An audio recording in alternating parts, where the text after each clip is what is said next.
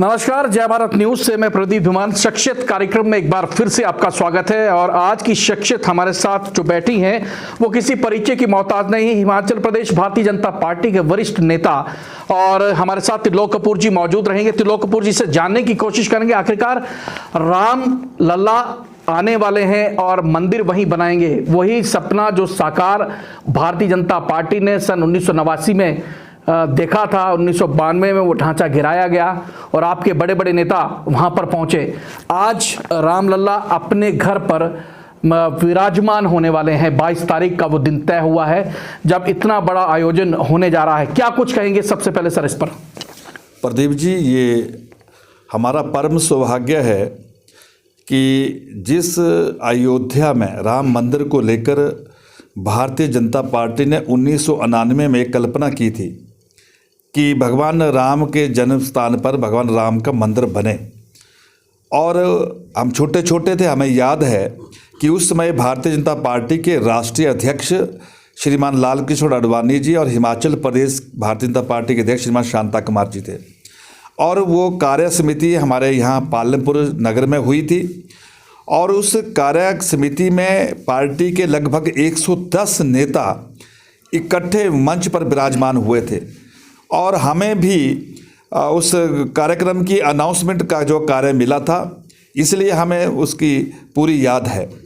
और जिस उस रोटरी भवन के उस कमरे में वो प्रस्ताव पारित हुआ था, 20 तारीख को पूर्व मुख्यमंत्री और तत्कालीन पार्टी के अध्यक्ष श्रीमान शांता कुमार जी एक बड़ी प्रेस वार्ता को संबोधित करेंगे। और आज अयोध्या में 22 तारीख को जब पूरा देश उस प्राण प्रतिष्ठा में भगवान जी के वहाँ पर उस पूजन को देखेगा, तो इससे बड़ा गौरव देश के लोगों के लिए कोई हो ही नहीं सकता है। यह हम सबका परम सौभाग्य है। सर, थोड़ा सा आप पालमपुर से जुड़े हैं और पालमपुर के निवासी, थोड़ा सा गर्व तो होता होगा क्योंकि राम मंदिर की नींव जो है वो पालमपुर से रखी गई थी और पालमपुर से वो प्रस्ताव पारित किया गया कि राम मंदिर बनेगा। आपके मैनिफेस्टो में उस समय सबसे पहले राम मंदिर का ये मुद्दा जो है वो अहम तौर पर उभरा था। उसके बाद राम मंदिर पर जो है वो सियासत चलती रही, बहुत सारी खबरें भी आई, लेकिन राम मंदिर बन नहीं पाया, वो अधूरा रह गया। बहुत सी सरकारें आई गई, लेकिन इस बार जो है सरकार ने राम मंदिर जो है वो जो न्यायालय ने है अपना प्रस्ताव पारित किया और राम मंदिर वहीं बन रहा है। कितनी खुशी होती है कि एक छोटा सा प्रदेश और छोटे से प्रदेश का ये छोटा सा इलाका, बहुत सुंदर इलाका, यहाँ से जो प्रस्ताव पारित हुआ और आज भव्य मंदिर का वो रूप ले चुका है।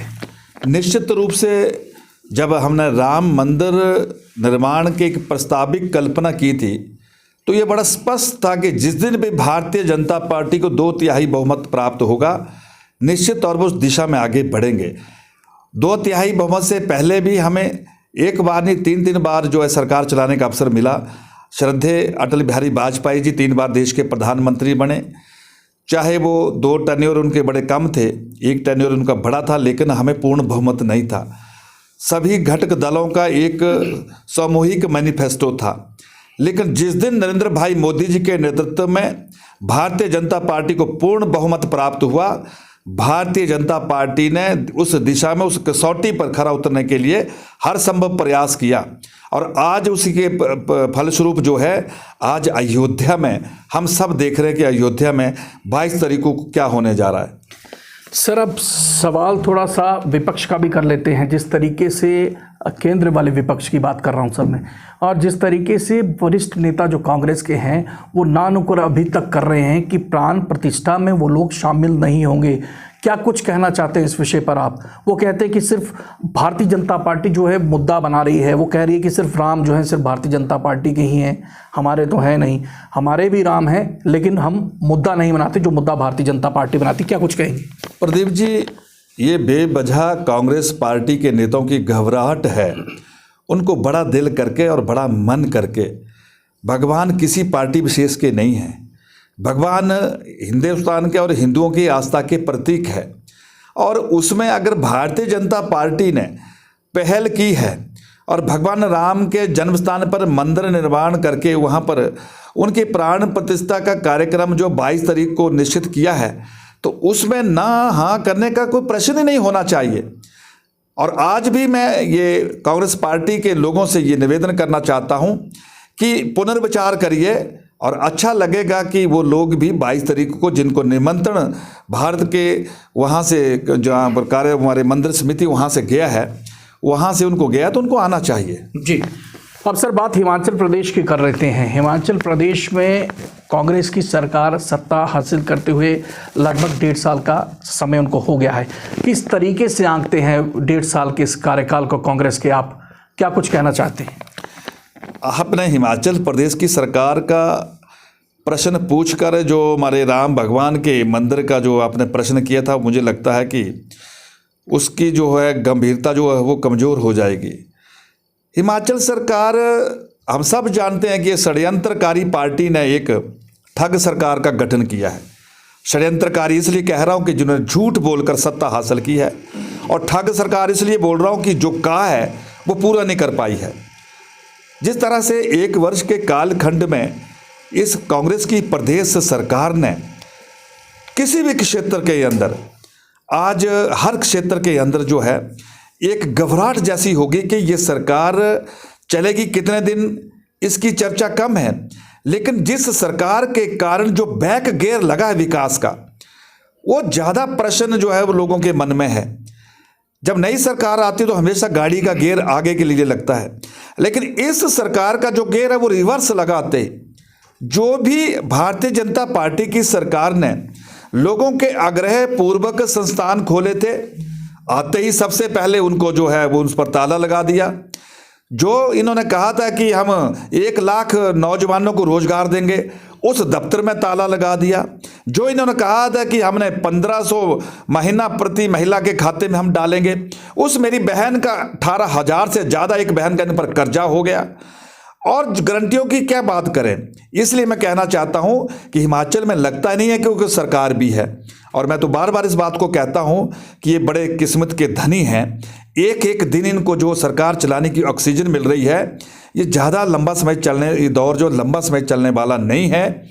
और अब तो लोकसभा चुनाव बिल्कुल दहलीज पे है, और जिस प्रकार से लोकसभा चुनाव में हिमाचल प्रदेश के लोगों ने कमर कस ली है कि जिसने हमें ठगा है, जिसे हमें छला है, वो लोग इंतजार कर रहे हैं कांग्रेस के नेताओं का और कांग्रेस के कार्यकर्ताओं का कि पहले तो जो तुमने हमसे विधानसभा के उस चुनाव के दौर में जो तुमने हमसे कहा था, पहले वो बताओ कि उसका क्या हुआ है।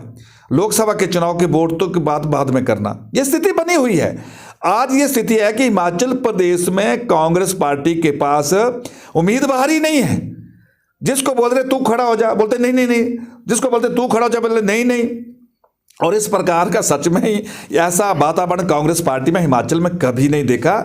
ये निश्चित है कि इस बार भारतीय जनता पार्टी की 4 सीटें ही नहीं जीतेगी, बल्कि जितने भी पहले की तरह ध्वस्त होंगे। सर, लोकसभा चुनावों की आपने बात की और ये चर्चा काफ़ी ज़्यादा गर्म है कि 2-3 नाम आपकी पार्टी की तरफ से जो उभर कर सामने आ रहे हैं, उसमें त्रिलोक कपूर का नाम जी जो है वो सबसे ऊपर लिया जा रहा है। कांगड़ा चंबा से दावेदारी त्रिलोक कपूर की कितनी सशक्त है, ये हम आपसे पूछना चाहते हैं। प्रदीप जी, मैं भारतीय जनता पार्टी का जिम्मेदार और अनुशासित कार्यकर्ता हूँ। पार्टी ने जो मुझे काम दिया है उसको मैं पूरा करने का प्रयास करता हूं, और आगे भी पार्टी जो निर्णय लेगी उसका सम्मान करूंगा। और ये रही बात टिकट मिलना किसको मिलना, ये पार्टी की एक प्रक्रिया है। पार्टी का शीर्ष नेतृत्व इस पर निर्णय लेता है, अलग अलग रूप से इसके सर्वेक्षण होते हैं, और जो उनको लगता है कि ये उम्मीदवार उचित है उस पर पार्टी निर्णय करती है। जी, पार्टी निर्णय करती है। सर, आप जो है केंद्र में भी रहे हैं, विभिन्न पदों पर आप रहे हैं, आपसे मैं राष्ट्रीय कार्यकारिणी में भी आप रहे हैं। मैं आपसे ये पूछना चाहता हूँ, क्या लगता है 303 सीटें आप पिछली दफ़ा जीते थे, इस बार क्या आंकड़ा आपके हिसाब से, त्रिलोक कपूर के हिसाब से वो क्या आंकड़ा होगा? क्योंकि 1-2 महीने में ऐसा लग रहा है कि चुनाव हो जाएंगे 2-3 महीने के अंदर।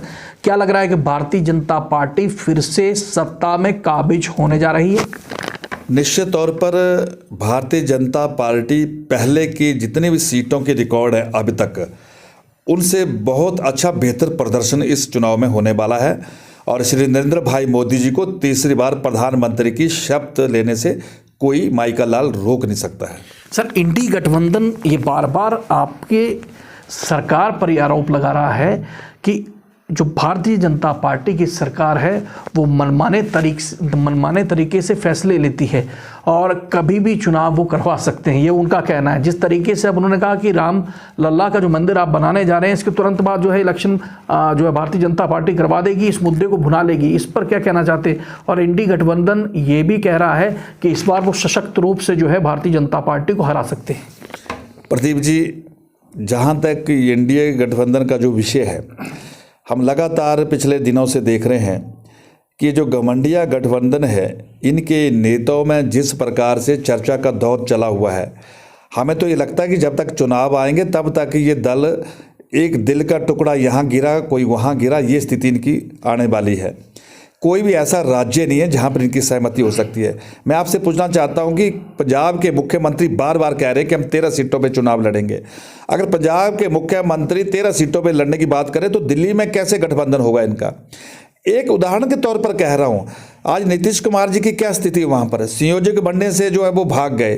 ये कुछ नहीं है, एक कुछ दिन का जो इनका खेल था, बस वो लोगों को दिखाया है, कुछ नहीं है। आने वाला जो दौर है वो नरेंद्र भाई मोदी जी का है और मोदी जी जब तक है, जब तक ये घमंडिया ना चलेगा ना एनडीए गठबंधन चलेगा। जी, बहुत धन्यवाद। ये थे त्रिलोक कपूर और महामंत्री हैं प्रदेश के और भारतीय जनता पार्टी के वरिष्ठ नेता है।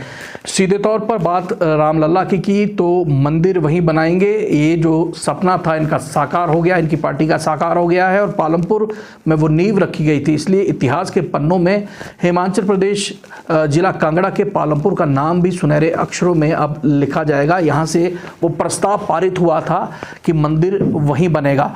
दूसरी तरफ इंडी गठबंधन को लेकर त्रिलोक कपूर ने सीधे तौर पर हमला किया है कि ये ना इधर के रहेंगे ना उधर के रहेंगे और भारतीय जनता पार्टी पूर्ण बहुमत के साथ इस बार जो है वो अपनी सरकार फिर से केंद्र में बनाने जा रही है। साथ ही साथ हिमाचल प्रदेश सरकार के ऊपर इन्होंने कहा कि जो 10 गारंटियां उन्होंने गिनवाई थी उनमें से गारंटियां जो हैं वो पूरी नहीं कर पा रहे हैं और जो सरकार है अब इनसे चल नहीं रही है। और त्रिलोक कपूर ने साफ तौर पर एक बात और कही कि ये सरकार ज़्यादा दिन चलने वाली नहीं है। अभी कितने दिन चलती है ये तो वक्त ही बताएगा, लेकिन सीधे तौर पर त्रिलोक कपूर ने कहा है कि प्रदेश में और देश में नरेंद्र मोदी जी का जादू चलेगा और भारतीय जनता पार्टी पूर्ण बहुमत के साथ सरकार बनाएगी। अपने कैमरामैन सहयोगी के साथ मैं प्रदीप धुमान, जय भारत न्यूज़, पालमपुर। नमस्कार।